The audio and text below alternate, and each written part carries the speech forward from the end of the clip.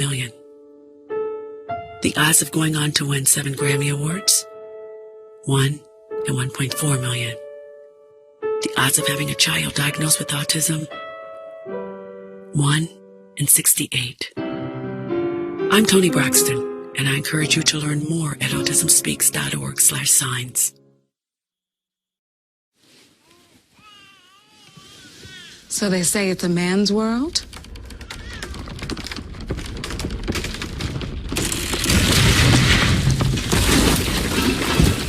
Well, I don't see anybody's name on it. While they were out doing their thing, we slowly changed all that.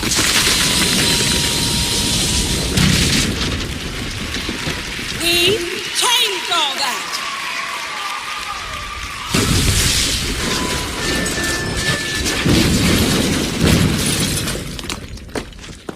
Today, women can do anything men can do. And there's one thing we're even better at.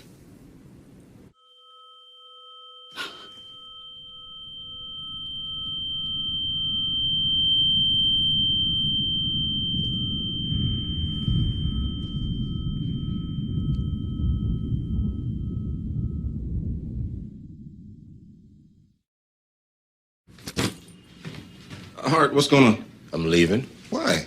What did I do? Not enough. You constantly ignore me. You barely eat anything healthy. You're half as active as you used to be. The pressure is just too much. I quit. Okay, I get it. I'll do better. Just, please, don't leave. Okay. But remember, if I go, you go. Listen to your heart. Don't let it quit on you. Uncontrolled high blood pressure could lead to stroke, heart attack, or death. Get yours to a healthy range before it's too late.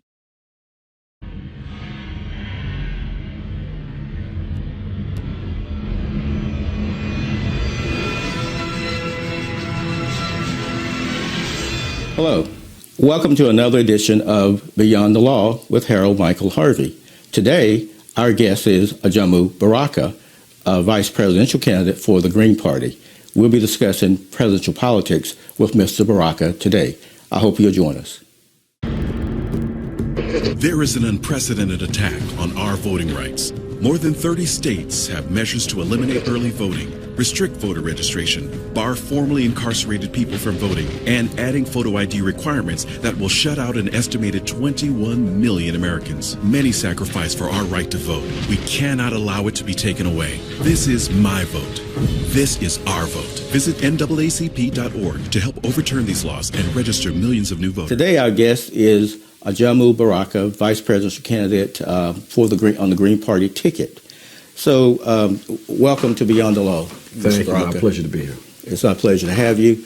Now, at Beyond the Law, we like to get right to it. Yeah. What do you make of it's seemingly the two mainstream party candidates are racing to the gutter? Mm-hmm.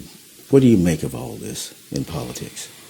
I think it's a unfortunate expression of where we are with democratic discourse here in this country, that instead of having a chance to engage the people of this country in a intelligent, honest conversation around the issues that are important to all of us, we have instead sort of adolescent bickering and personal attacks and cliches, and it's been a level of discourse that has only intensified the negative interpretation that many people have about politics here in this country.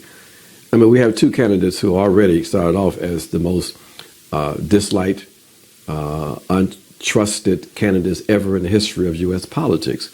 And the spectacle of these last two debates has only, I think, deepened the cynicism that many people have when it comes to politics here in this country, and deepen the lack of regard that people have for both of the two parties. Now, one would think that in a normal situation, that would be an advantage for us running a third-party challenge. Mm-hmm. But one thing that has happened is that the Democratic Party has been quite successful in creating this atmosphere of fear, in which now we are back again for most people, where they are now considering a lesser of two evil sort of choice. And that's unfortunate, but we understand that. I mean, Donald Trump, of course, helped with that, with some of his bombastic and backward comments, his racist and xenophobic positions.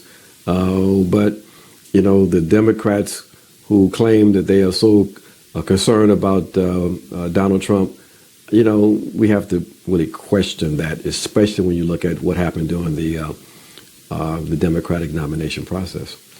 You are making reference, I take it, to how the race seemingly was taken from under the feet of Bernie Sanders. Exactly. I mean, if the Democrat Party elites were so concerned about the existential threat posed by Donald Trump, they would have probably asked Bernie Sanders to step aside and given the nomination to him, when all the polls indicated that he was the one candidate that could have easily defeated Donald Trump.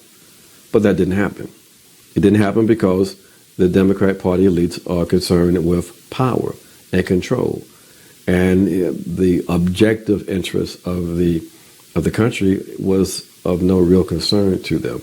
And that's why we have to take with a grain of salt their supposed concerns about Donald Trump and the bullying that we see taking place across the country with normally rational individuals who are now being herded back onto the Democrat Party plantation in order to defeat Donald Trump. Well, do you think the prospects then for the Stein Baraka ticket, to prevail out? I mean, given the climate?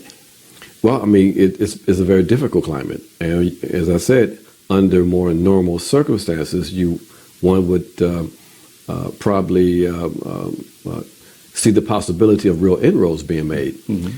But it's been very difficult with the fear campaign, with the whiteout, if you will, from the corporate media.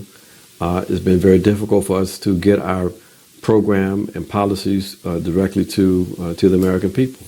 Now, we're going to talk about your programs, your policies, and your position on the issues. But let me get to another quick hot topic this week before we get into the minutia of your tickets run for the White House, and that is just yesterday a top politician in Russia indicated that if Hillary Clinton was elected president this time, that surely would be a war.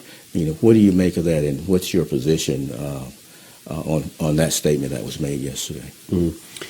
I think what he was suggesting was that with the belligerence coming from the Clinton campaign, with the moves being made by the Obama administration, very dangerous ones, as a matter of fact, and with the rotation of troops, NATO troops on the western frontier, Russia's western border, with Hillary's rhetoric about trying to establish a no-fly zone in northern Syria, with the continuation of the sanctions on Russia, a very dangerous environment has been created. And so with the possibility of Clinton being elected, if her policies are a continuation of the reckless policies of the Obama administration, and then there's a real possibility of some inadvertently dangerous situation emerging that could lead us to a confrontation. And we're talking about a confrontation with a country that has 2,000 nuclear weapons, like the U.S. has 2,000 nuclear weapons. And so when you have situations where there's a direct confrontation, something that has never happened, even at the height of the so-called Cold War. It was called the Cold War because it was a war, a conflict, but it wasn't ever direct. Now we have these reckless amateurs in the Obama administration who are going to continue with Hillary Clinton, who are making some moves that for the first time since the end of the Second World War is posing some very serious threats for all of humanity. Now, I know the Green Party has a history of being a a peace party, a party of peace. Yeah. So, what would be your approach and Dr. Stein's approach to bringing peace, or to at least easing the rhetoric, the hot rhetoric coming from the Soviet Union from Russia towards the U.S.? Yeah. It's interesting your question, because that sort of psychological connection people make, and it's so easy to in fact do that. And I think that's what the authorities and the propagandists have been able to do. And we have to remind people that there is a fundamental disconnect between the Soviet Union and what we see as the Russian Federation today in terms of their politics and everything else. What we would do is to de-escalate. Our policy, as you said in your question, is we're committed to peace. And we believe that we have to be committed to peace, because for us to survive as a human species on this planet, we've got to learn how to cooperate. So this commitment to U.S. hegemony, U.S. global dominance, we have to reverse that. That is a strategy articulated and operationalized in the 1990s with the fall of the Soviet Union, and the result has been constant warfare and death and destruction, that has taken place outside of the borders of the U.S. But many people around the world have suffered as a consequence of this drive to hegemony. So we say that we have to recognize that we're part of a collective humanity, and that we have to figure out how to live together. So we would de-escalate with Russia. We would find a way to use the power of the U.S. state to bring about some kind of national reconciliation in Syria. We would put a halt to the subversive activities of U.S. intelligence agencies in various parts of the world, including Latin America and in Africa. We would reverse the expansion of the African command on the African continent. We would address the issue of the U.S. Being the greatest arms merchant on this planet. So these are things we would do to move the country away from its conditioned support for militarism and war.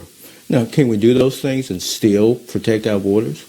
I think so, because where are the threats coming from? We talked. The Obama administration has talked about a pivot to Asia. Why? What have the Chinese done militarily to threaten us? Nothing. We are encircling the Russians. Are the Russians? Do the Russians have the ability to challenge us militarily beyond a nuclear threat? No. So where are the threats coming from? The threats that the state has to deal with now are threats that have been created as a consequence of this so-called war on terror. And so you have the individuals, you have the network of jihadists, you have the white nationalist movement in the U.S. That pose a real threat. As a matter of fact, the report issued by the Department of Homeland Security at the very beginning of the Obama administration identifies the number one threat in the U.S. in terms of domestic terrorism as coming from the white nationalist movement. No one knows about that because they suppressed the report after it was released as a consequence of pressure coming from the Republican Party. So, yes, we have to have a different conception of security. Mm-hmm. The notion of threats by national states posing a security threat to the U.S. is somewhat anachronistic. Okay. Now, what about Israel? I noticed that the U.S. Gave a large appropriation to Israel maybe a couple of weeks ago, and annually, I think we do that. How would Dr. Stein and yourself address the U.S. relationship with Israel? Well, we would have to make it very clear to the Israeli authorities that there's going to be a restart, mm-hmm. a serious reevaluation of U.S.-Israeli relations, that there has to be a real move toward solving the Israeli-Palestinian issue. And one thing that we would make it very clear would be that we would not support or continue to support aggressive Israeli settlement policies. That if there's going to be still a commitment to a so-called two-state solution, then the Palestinians have to have the land, the territory to in fact establish a second state. So we would we'll bring all of the parties to the table in a serious way to begin to address these issues. It could have been addressed decades ago if the political will really existed. So there will be a reevaluation of that relationship. The Israeli authorities will have to be made clear to them that the $8 million per day that the U.S. provides to the Israelis suggests that if that is going to continue, there has to be a real adjustment in their policies. Okay, we're going to take a break right here, but we're going to come back and talk about domestic issues. Okay. We'll be right back. Come on, it's not that hard. My big man fingers are having a problem with these little tiny buttons. Whoa, watch it there. Your blood pressure's gonna go through the roof. Tell me about it. High blood pressure can increase the risk for heart attack or stroke. Learn how to keep yours at a healthy range. Ever hear a voice command? Just say text barbershop to 97779. Welcome back to Beyond the Law. Today, we're talking with Ajamu Baraka, the vice presidential candidate for the United States of America on the Green Party ticket. And we were talking about foreign relations, and when we took the break, we said we was going to go back to domestic issues. But there are a couple of questions, Dr. Baraka, that I want to ask you about, and that is Yemen. What's the status of Yemen, and how does the Stein-Baraka ticket administration plan to deal with those issues? Well, Yemen is a very important issue. It's one that's not getting the kind of attention that it should get in the U.S. Mm-hmm. And it's not getting that attention because of the very interesting role that the U.S. is playing in terms of providing support to its ally, the Saudi government, that is involved in the situation in Yemen. As many of your viewers probably know, the Saudis have been involved directly in a air war in Yemen for almost a year now, and the result has been almost complete devastation in that country. And there we have a humanitarian crisis in which 80% of the population is dependent now on food provided by UN and other agencies. Hospitals have been bombed, schools bombed, and it is a terrible situation that seems to have no end. A purely illegal operation that the Saudis could not carry out, though, by themselves. The U.S. has been providing logistical support. In the very beginning, they were providing direct support in terms of identifying potential targets. And they have given the Saudis political cover. Mm-hmm. So we have a terrible situation in Yemen that the American people need to know about. And they need to know about in order to put pressure on the U.S. government, to put pressure on the Saudis to cease and desist from their aggressive activities in that state. Okay, and what about Syria? How would you approach the situation in Syria? Syria is a terrible situation. As I indicated earlier, we would use the power of this state, mm-hmm. To bring all of the pertinent forces together in a serious way. We've had two phony processes, Geneva I, Geneva II, that was supposed to be addressing the issue of Syria and the war, but they weren't really that serious. And we've had ceasefires, a couple of ceasefires that then collapsed because of one side or the other. We would bring all of the forces together to have some kind of process of national reconciliation, recognizing, though, the sovereign right of the present government.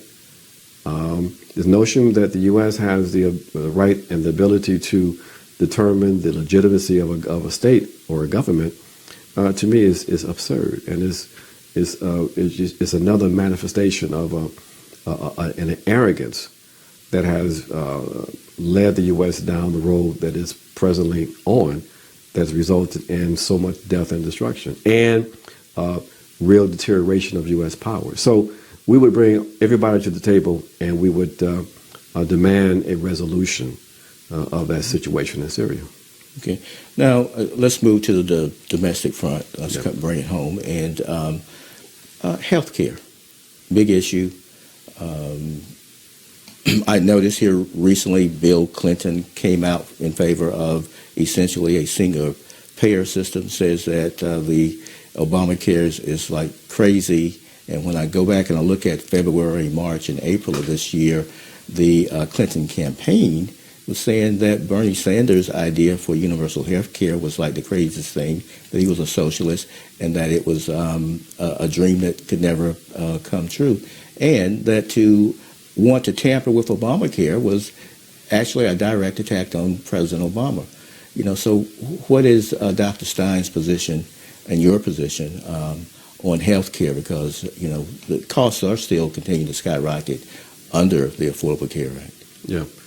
Well, the campaign position is the same as it's been quite some time, and that is we are committed to a Medicare for all, universal medical coverage that is paid for by the American people with very small tax, if you will, but at a level that will be significantly lower than what individuals and families are now required to pay who have private insurance.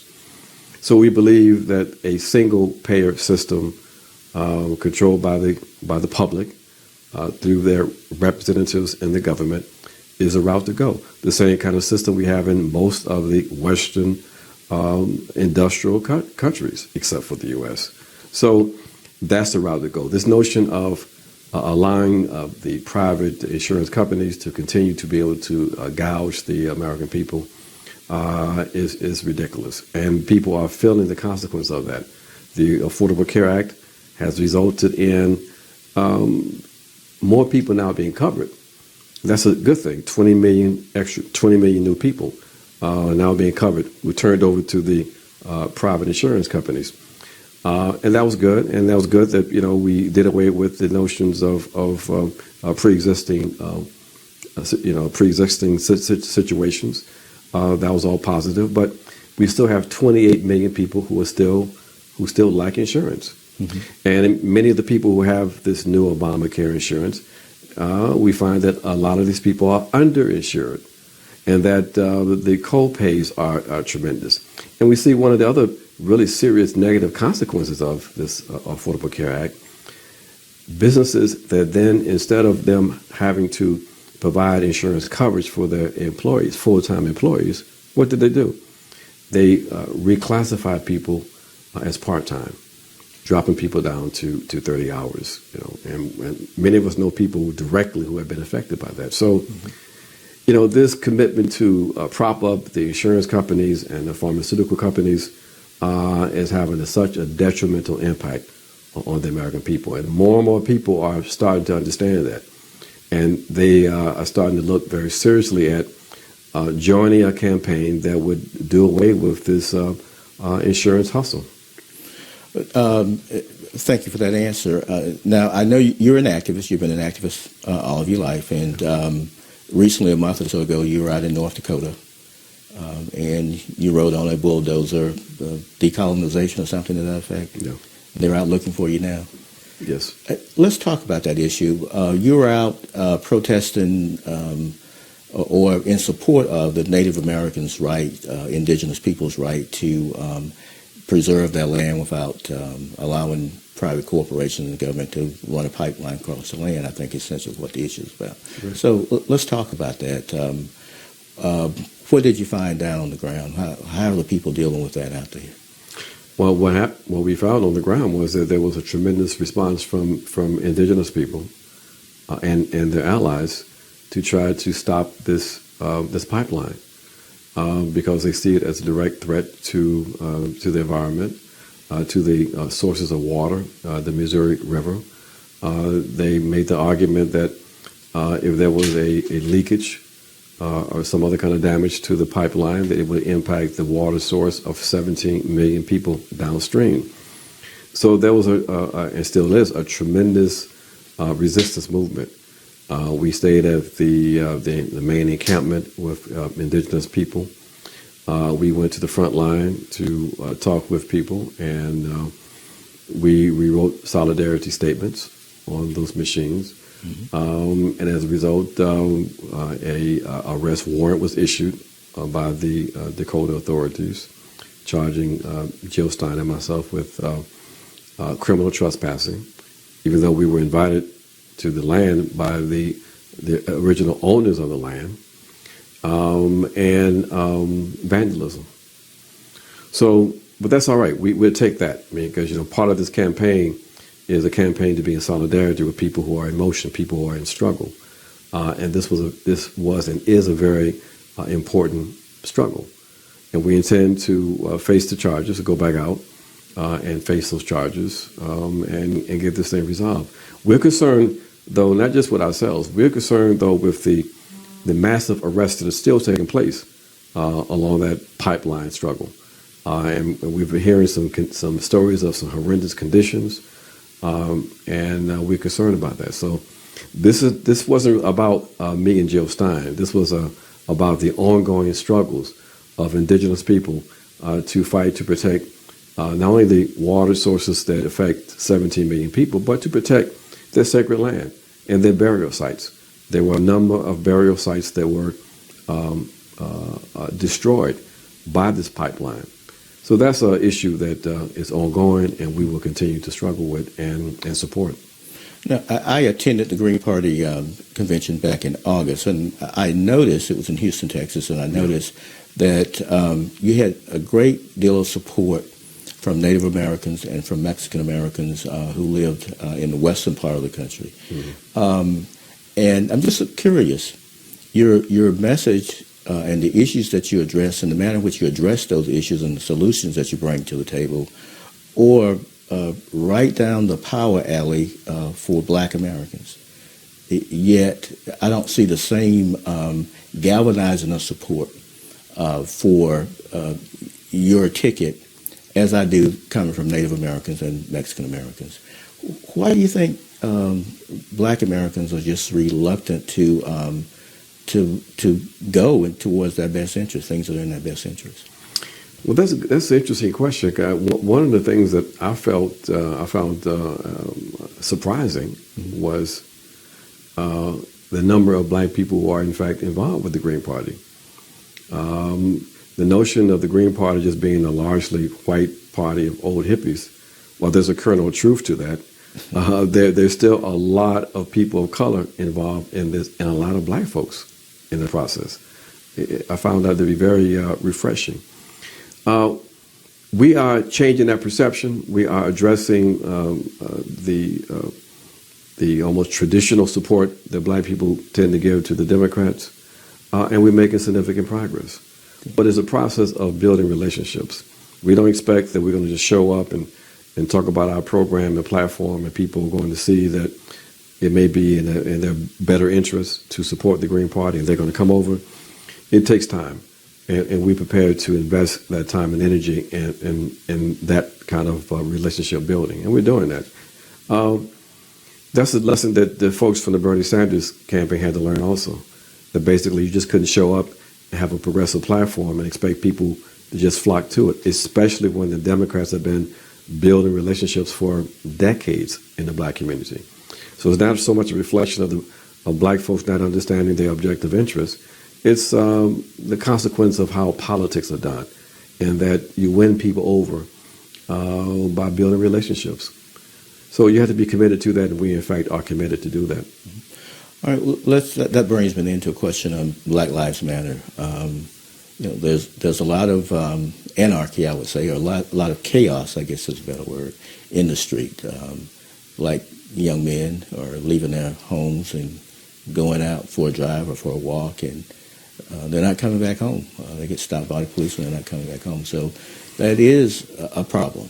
Mm-hmm. I know I talked with Jill Stein back in July of this year, and she talked about a Truth and Reconciliation Commission that she would be in favor of impaneling to try to deal with these long-standing vestiges of that period of enslavement. So talk to me about that. How do you plan to address the Black Lives Matter issues and actually make justice apply to all American citizens, no matter the race, color, or national origin? You know, the platform of our campaign, dovetails perfectly with the policy demands articulated by the Movement for Black Lives and Black Lives Matter and BYP 100. We're all in convergence in terms of our concerns and our objectives. And so as a consequence, we are building, I think, solid relations with those movements. Now, we understand also, too, though, that a number of folks who are working with those movements are also concerned about Donald Trump, and they're concerned about this Trump factor. And so some of them will continue to support the Clintons. And that's all right. We are going to continue to involve ourselves in our process of building relationships, and we're doing that. So, you know, we are in support, though, in the meantime, of Black Lives Matter and all of the resistance work around the country that's kind of thrown together under the broad umbrella of Black Lives Matter. There's a lot of work being done out there that's independent, that's really good work, and we are in support of those community-based efforts. And we have to be, because what they are addressing, what they are raising are critical issues, because the role of the police as the frontline force in providing protection and support to the elites is going to continue, especially as we look at this economic environment in which black communities still find themselves marginalized and vulnerable and perceived as social problems. Mm-hmm. So that kind of intensive policing will continue. And so there has to be some kind of resistance to that. Now, what's significant about Black Lives Matter and the struggles taking place is that they have made the connection beyond just the concern with policing and state violence to look at the process of systemic violence, looking at issues like poverty as a manifestation of systemic contradictions, looking at the process of austerity policies that have a detrimental impact on black and poor communities, with the closing of schools and the elimination of community health services and the closing of public hospitals. You know, they're making these connections between state violence and state policies and saying that one cannot be dealt with without the other. So issues of joblessness among young people. You can't talk about violence in our communities in places like Chicago and leave out a conversation around the fact that in those communities where you have the most violence, you have communities where you have 70 and 80% unemployment of kids between 16 and 19. So, you know, they are taking a more holistic approach to these issues, and so is the Green Party. I mean, there's real synergy between our platform and the platform of these social movements. That's very good. I think that's probably a wrap. We've come full circle. We didn't end with Black Lives Matter because that's the least important issue, but it is a very important issue, and I think it's probably the issue that really underpins everything that's going to happen in America the next 4 years. I appreciate you for running, and we want to offer the American public an opportunity to see someone actually discuss issues and not name calling and diversion into the gutter. We've had a nice conversation, so that'll be a wrap. Thank you for coming by. I appreciate that. Yes. It's been my pleasure. Thank you. Thank you. Now, go vote.